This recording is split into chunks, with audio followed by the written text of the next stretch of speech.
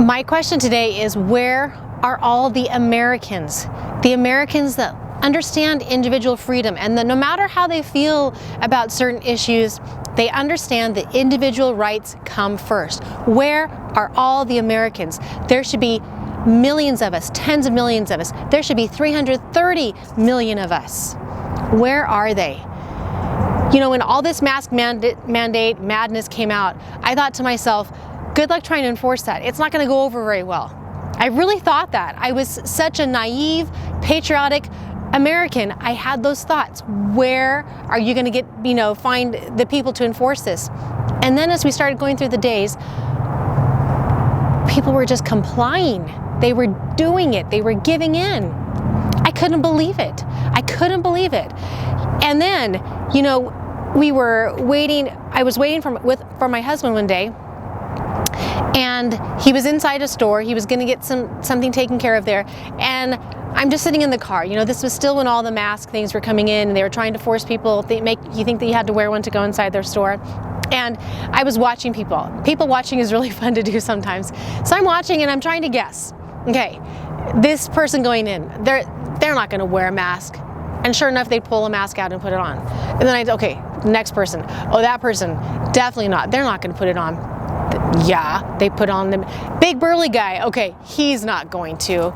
Yes, he did. Put it on. I kept watching person after person after person put on a mask before walking into the store. It broke my heart watching it, just person after person. Maddening. Then I thought, you know, we're here in Arizona. There's no way when summertime comes around and it's 1:15 outside, people are not going to do this. They're going to say, I'm not wearing a mask right now. Arizonans did it like it's nothing. And please don't think that that's a big accomplishment. It's not. Do you know how hard it is to watch someone riding their bike down the street and they've got a mask on and it's 1:13 outside? That's horrible. Sweat's dripping off of them and they've got a mask on while they ride the bike by themselves, not even with someone in front of them or behind them. They were by themselves completely. Or walking down the street in the summer heat and they've got a mask on. I couldn't believe people did it. I really thought people here in Arizona would say, no, we're not doing this. And now that flu season is here, of course, that means more masks. That's the only option. That's the only choice we have to keep everybody safe. You know, we had the privilege of becoming friends with someone very dear to us, and it was through church. And this person was moved here to our state from their home state. In fact, from the home that they were born in, raised, and lived their entire life. 87 or 88 years by the time they got moved here. This elderly person had taken a fall in their basement, and so someone in their family swooped in, sold everything, and uprooted them away from their life of over 8 decades and moved them here, where they had nobody. And you would think that that person that moved them here would have spent a lot of time with our sweet elderly friend, but sadly, no, they didn't. Our elderly friend, were it not for other church friends, got sorely neglected. Back to the point though. So this home that this elderly person, like I said, was born, raised, and lived in for over 8 decades was home. They got moved to an apartment. After a while, that apartment became too expensive. They got moved to a studio. After a while, the studio became too expensive. They got moved to a care home where they were now sharing a bedroom with one other person. And our sweet elderly friend was only allowed to shower once a week. And that was with supervision. Even though the sweet elderly friend had been independent for 80-some years, life suddenly went from freedom to this, to this, to this. And what was the most sad part of this was watching our sweet elderly friend try to mentally deal with what was going on. It was really hard for them. They would say, I just don't like this. I just want to go back home. I don't like this. I didn't want to live here. But they didn't have a choice. Life was decided for them. And it broke our hearts. This is happening here in our nation. It is heartbreaking to know. Have you felt your world get smaller and smaller and smaller and smaller? Young and old alike are having a hard time dealing with this because it's un-American. That's not what freedom is. My question to you is, how long? How long are you going to put up with this? How long before you have finally said, I've had enough, I'm not doing this anymore? How long? How long? You know, it's been 8 to 9 months already. How many more months are you willing to go through? Maybe another summer even. Do you know Fauci is saying even into 2022? It's still 2020 right now. 2022, people. You know, I have a question for you. If masks really worked, if they really worked, then why did the Chinese Communist Party virus from China that was started in China, why did that spread? Because you have, conservatively speaking, tens of millions of Chinese people that have been wearing masks daily for years because of pollution and the poor air quality there. Why would it have spread if masks really worked? Here's another question. Why have we had spikes and surges if masks really work? Can't you say that there are more people wearing masks now, especially going into flu season? People are thinking, oh, maybe, yeah, we should. So they do it. You have more people wearing masks than ever before, and yet we're experiencing spikes and surges. If masks really worked, then why are those numbers going up?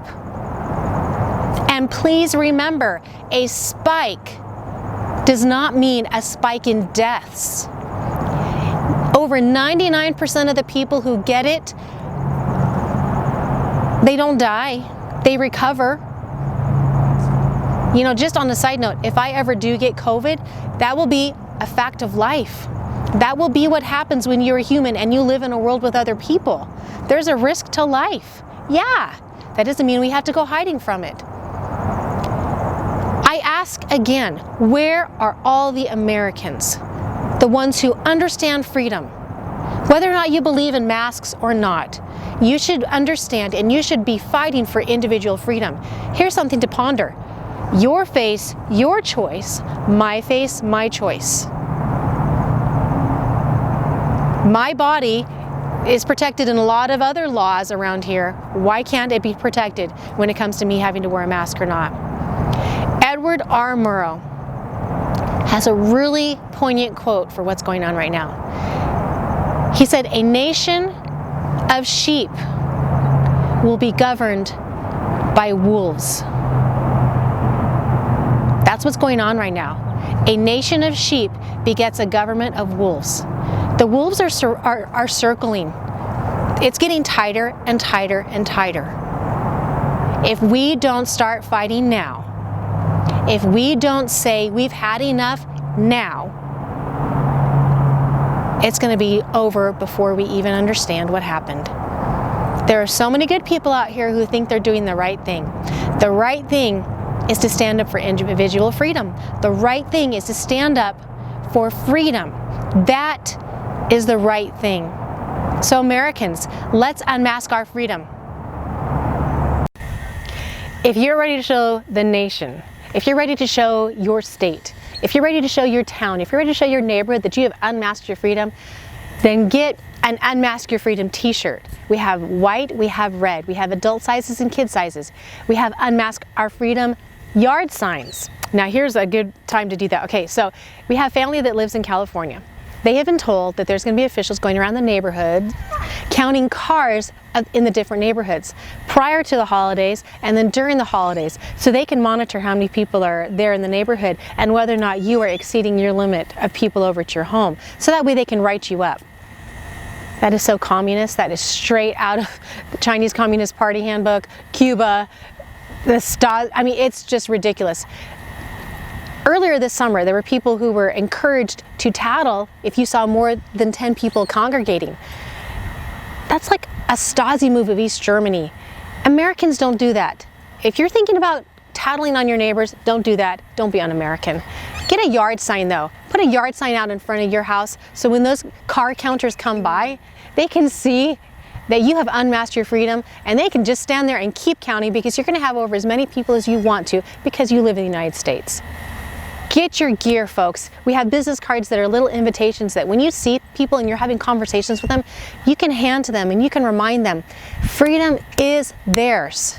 Please join us. Join us on Gab, Parler, Instagram, Twitter, while you still can with those two, YouTube, Rumble. We are out there. We would love to have you join us. Join the Unmask Our Freedom fighters. Fight for freedom. Fight for what is ours. America, let's unmask our freedom.